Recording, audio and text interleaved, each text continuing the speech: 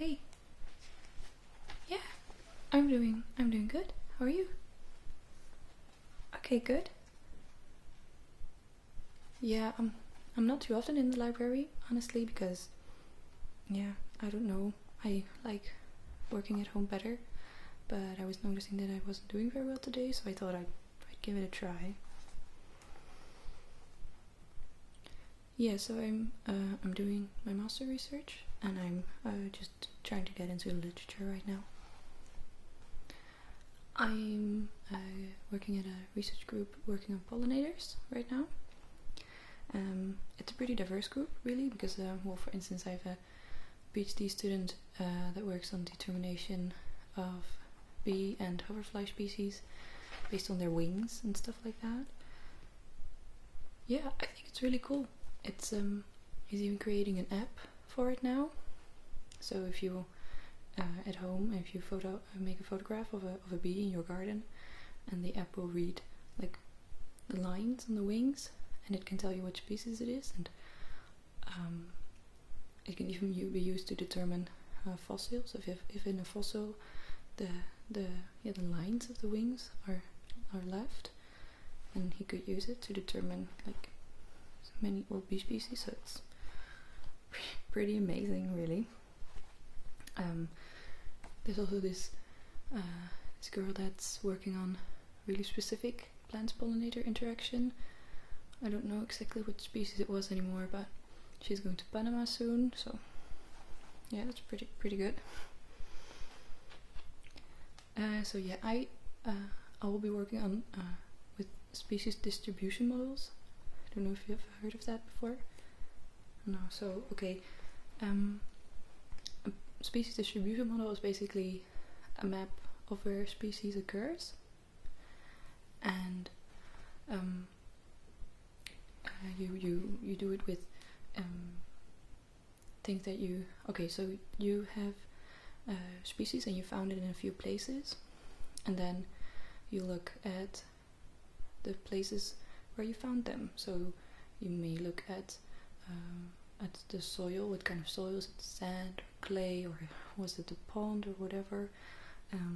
You can also look at climatic variables, so how warm or how cold does it get there, and then you try to link these things to the species, whether it's in a certain place or not, and then you can try to predict where species will be in other places where you haven't sampled, so where you haven't looked for species. So you can also make it to predict future, so that's what's happening a lot now, right? So all the climates it's getting warmer mostly, so many species are shifting to the north, so that's based on species distribution models. So basically anything that you think that can affect the distribution of a species, so it can also be other species, for instance, then you can try to put it in. Does that make any sense? Yeah, well, it's a bit complicated. I'm starting to make sense of it now, but it's because I've been reading about it for quite a long time. Yeah, so what I am going to do is I'm going to have bee species, and bees are a bit difficult to model this way because, well, bees fly around. So what if you found a bee in a certain place and it doesn't really live there, it just happened to fly around there for the time that you were there, and then but it's not its usual habitat, and that will create how do you call it, ruis in the Netherlands. So that's data that's not going to be very helpful, but you don't know if that's it. And some bee species in the Netherlands are really common. So if a species occurs everywhere, basically, then how do you know what kind of variables affect the distribution of such species? So it's a bit difficult. I'm trying to find factors that will make more reliable models for a group of common bee species in the Netherlands. And then I'm also going to go into the field and, well, basically see if I can find them where I predicted they would be and where they wouldn't be. So that's going to be what I will be doing until July. So I have some time left for it, but I do have to have the models done before I'm going into the field, and the bees are starting to, depends on the temperature basically.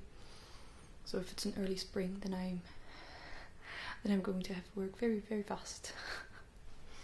Yeah. So what are you doing here? Right. Yeah, that's very soon. Which book are you reading? Okay. Yeah, me too. Yeah. It's not I'm having trouble reading the book because it's basically very mathematical for a biology book. Yeah. Well, did you know there were meetings with the teacher to discuss the book? Were you there? No, I don't think so. Oh, yeah, that's a shame. So, well, I was there, so I made notes. I can share some of them to help you out a bit, maybe? Yeah? Okay, so I'll just go to the first chapters. Yeah. So, basically the first 3 chapters of the book are the most important ones, and there are 2 main take-home messages from the book, and the first one is really, really obvious, but yeah, it was like, you have to remember that the book was from the late 60s, and it was like the basic book for the field. So okay, so if an island is bigger in size, then there will be more species that fit on the island. Well, that makes sense, right? Okay, so they made a formula for it. S equals S for species. Species equals a constant, certain constant that apparently, that's the part that I don't really understand, because I don't know where that constant comes from, because it differs for different taxa of species and different areas in the world, but I don't know how they determine C then, times the area of an island to the power of Z. And what exactly Z is, I'm not really sure about, but an important thing is that this formula is often shown in a log-log scale graph, and you have to know the link between them, because the reason that they showed on a log-log scale is, one, it's easy readable, because otherwise doesn't work. Yeah, you can't read it very well. And the Z is the slope of the line. Do you get that? Yeah, I have in my notes, if you write the S equals C times A to the power of Z, if you transform that into with log on both sides, then you end up with log species is log C plus Z times log A. So Z is the slope of the line. So he's probably going to ask something about that, so you should remember that. And then the second most important take-home message from the book is that they believe, the writers of the authors of the book, they believe that there is an equilibrium number of species on each island, and it depends on the immigration of new species and the extinction of species that already are on the island. And immigration rate is influenced by the isolation of the island, so if it's really close to the shore or very far away, which makes sense, right? So it's more difficult to find the island, to travel long distances to go there, than to just hop on an island that's very nearby, right?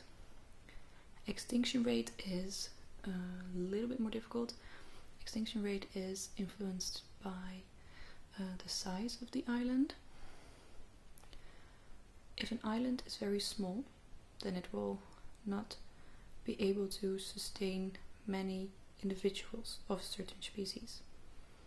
Say if an island can only hold 80 individuals of a species, but the minimum of a population to be able to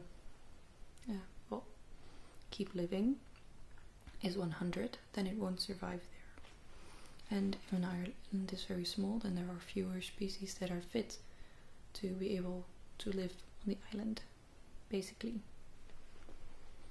Does that make sense? Right, and I think I can look for it. There is they also give something for that, an equation, and it is on page 26. Although I don't find it very clear. I don't think they explain some things very well in the book. We also discussed that during the lessons, that even the teacher didn't understand everything, or they didn't think that everything that they wrote made sense, basically. So yeah, okay, so page 26 isn't very helpful, but he wrote it down, and you can write it. You can just look at it and take it from me, and so basically it's a way of calculating the number of species that will, the equilibrium number of species on an island based on the immigration rate, the number of species that are available from the mainland to go there, the species pool it's called, and the extinction rate. So you can write that from me, because it's really really simple math. I mean, I didn't understand it from the book, but when he did it on the board, step by step, it was like, oh, okay, that's not very difficult.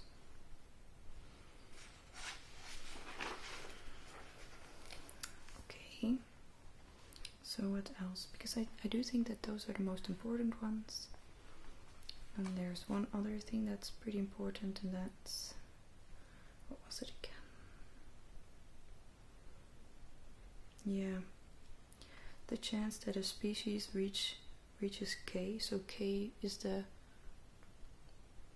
maximum carrying capacity of an island. So that's the maximum number of individuals that would fit on the island. Well, island in this case, but you have a K on the mainland as well. But we're not going into that.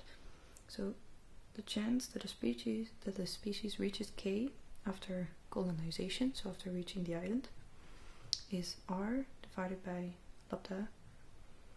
So it was R divided by birth rate, and R is birth rate minus death rate, right? And basically that,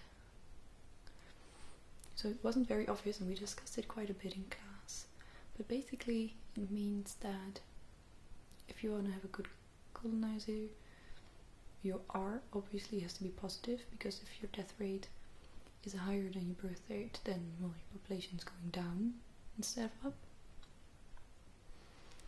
But by dividing by birth rate, it also means that if you have a positive R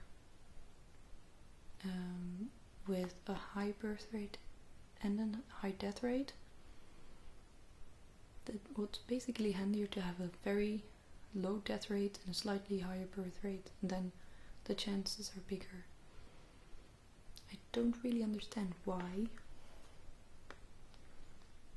It did make more sense during the lecture, but I don't really know anymore right now. Okay, so I did write down that the ideal colonist has a low death rate, a high R, obviously, it starts reproducing early in its life and for as long as they can, which would make sense, and it would arrive at maximum reproductive value. So that's basically when they are producing the most offspring. If that's the point that they arrive, then that's optimal, which I think makes sense, because if you arrive later, then you cannot produce some more offspring, many offspring anymore. And if you arrive earlier, then you first have to survive before you can reproduce successfully. So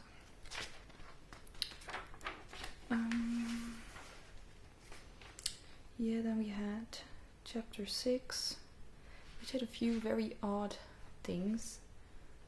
So he's also going to ask one of the things, is there something in the book that you don't agree with, or do you even saw something that was actually wrong? So I had some issues here, so we could use that and discuss that. Yeah, so one of the things was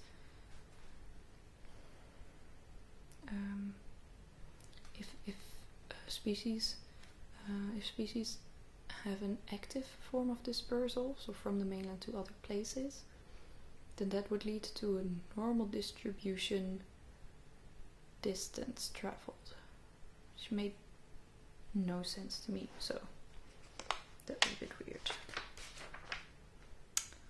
Let me see what else is useful. Okay, so yeah, so one last thing that I think is important right now is so the equilibrium model that we just talked about, it has two main assumptions, and that it's that extinction is only influenced by the size of an island, so there are more species are going extinct on smaller islands, therefore fewer species will persist on a small island, and immigration is only influenced by isolation, so how far an island away is from the shore. But we already know by simple reasoning that both these two assumptions are violated. The first one, immigrants. So if you have a higher immigration rate, then there's a higher chance that new individuals from a certain species can save the population. So if a population is going down for any reason, if there are constantly individuals immigrating, then it will be able to sustain the population. So therefore, extinction is also influenced by isolation. So extinction rates should be lower on near islands, not only on smaller islands, but also near islands. And then there's another thing. Larger islands are more likely to be encountered by immigrants. So if an island is very far away, but it's also very large, well, it's gonna have a higher immigration rate than a small island on the same distance. So immigration is not only influenced by isolation, but also by size. Right? Does that make sense? Yeah. Okay. Oh, I think that those are my most important notes. You can just look through them, but if you know this stuff, then I think you're gonna pass the test. There's of course some smaller stuff, but no, I think that should do it. Okay. So I hope that helped you. You can look through my notes if you want.